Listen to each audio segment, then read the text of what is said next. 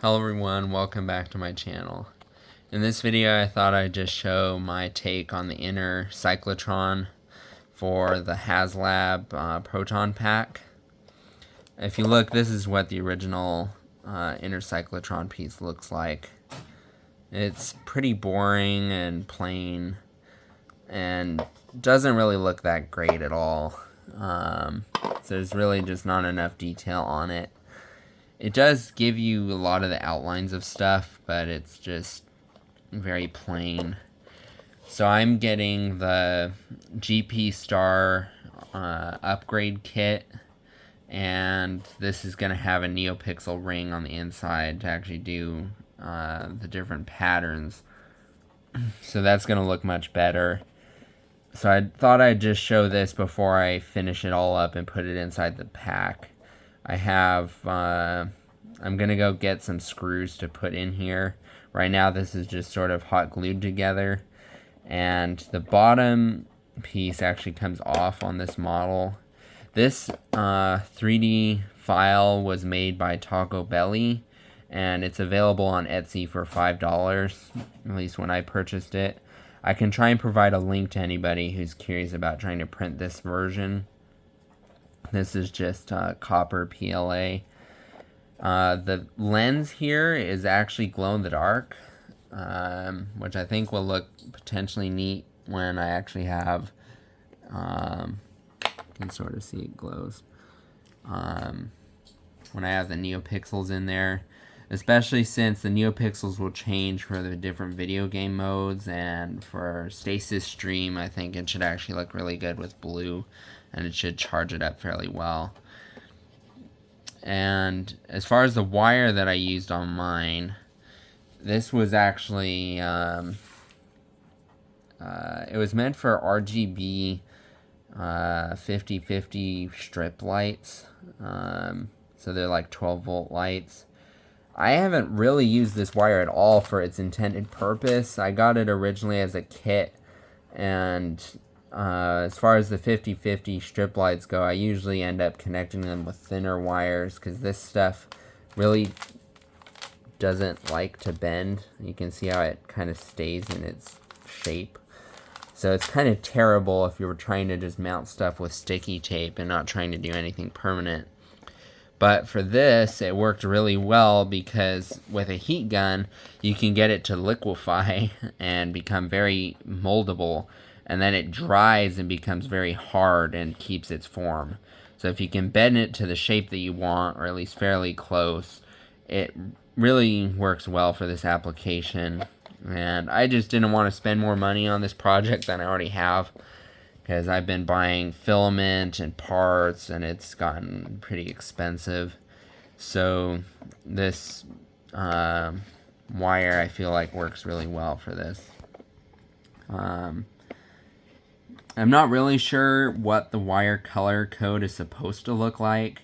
From the movie, you really can't tell at all because it's too dark, and the amount of time you see it on screen is very minimal.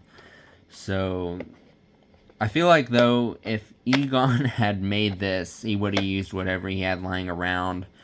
And this is better than telephone wire, so this is actually fairly good gauge.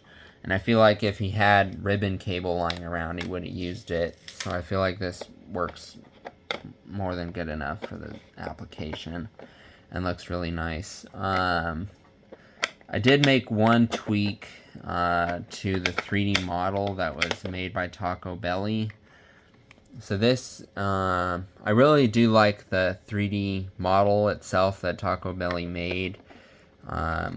We shaved down this lens piece, so it's cut in half and then has a spacer that we made for it. So this is printed in dark gray. So then the lens actually comes directly underneath the top part, which is separately printed, and so it looks really nice. And then the bottom piece we tweaked because in the movie, if you look, it does appear to be flat for the very short amount of time you see it on screen. And I haven't cleaned this part up yet.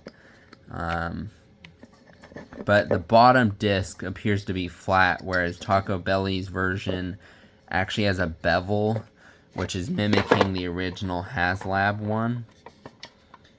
So we tweak that to actually be flat. And then once I have the NeoPixel strip in here, I'll probably lightly hot glue it just so it doesn't come apart if I ever want to remove the disc. And I'm probably not going to be able to line this up one-handed. I'll just leave it. And it's also nice, this one does take the original Haslab securing nut. Unfortunately, if you look at the files that are provided with the GP Star program on GitHub, this is what I started printing, which is the free version you can get. And unfortunately, it is not the correct screw placement. So if you look, this is how it would line up.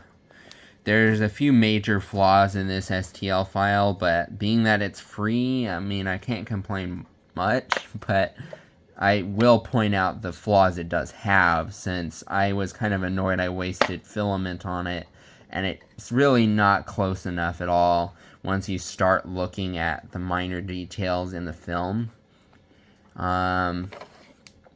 So first off, it does not have anywhere for the lens to go. If you look at the bottom of this and this, they're flush. So there would actually be a gap on the side, which really won't matter much since it's a very thin piece. But what's nice about TacoBelli's one is it has a groove on the inside that's notched out when you print it, and so it fits inside of this groove on the inside. And obviously this one doesn't come apart like this one does, which I think is nice to actually have access for the NeoPixels without having to remove this top decor. And also he provides a lot of nice grooves for the wire to be fed in. So this one really doesn't have a lot of that. It's very minimal and basic in the way it's designed. You can see there's really no notches on it. Also, there's a lot less screws, which is both good and bad. If you are just wanting a minimal cake replacement for this one, less screws can maybe be good if you just don't care about having this many, but this is a lot more accurate. Also, oddly enough, this spacing is wrong, so that doesn't actually fit, which is kind of stupid. So that doesn't actually sit flush. There is an inner post which is missing on this one because I didn't finish printing it, so there would normally be a post there, but still, this is dumb that doesn't actually sit flat. Also, if you look at width-wise, this one doesn't have its bottom on, but looking at it width-wise, these two cakes are much more identical in their width at the top. This one is thinner. The reason being, though, is it does not have a nice groove on the inside to seat down inside of the pack. This one, once I get it cleaned up a bit, it'll be fine. But this is so it'll actually sit flush on the bottom of the pack, because there's actually a small plastic piece that comes up. So this one is also dumbly designed in that regard, because it does not have a spot for it to seat. I mean, once you have it all screwed together, it'll probably work, but I basically had to quit printing this version because it really wasn't close enough to what I was wanting. Also, a weird quirk of this one is as a oval, it still has a round piece that would fit here, but I think I like the design of this one more. And also the fact that he leaves lots of room for the wire to be fed around is nice. I never printed the wire guards or this piece for this one, so I'm not really sure how that would look.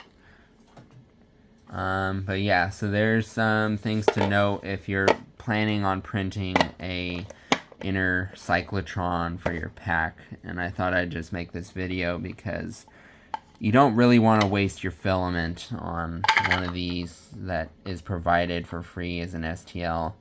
If you look on Thingiverse, there's a similar bottom piece that's more accurate, but it does not have a top because he was designing it to use the TacoBelli one.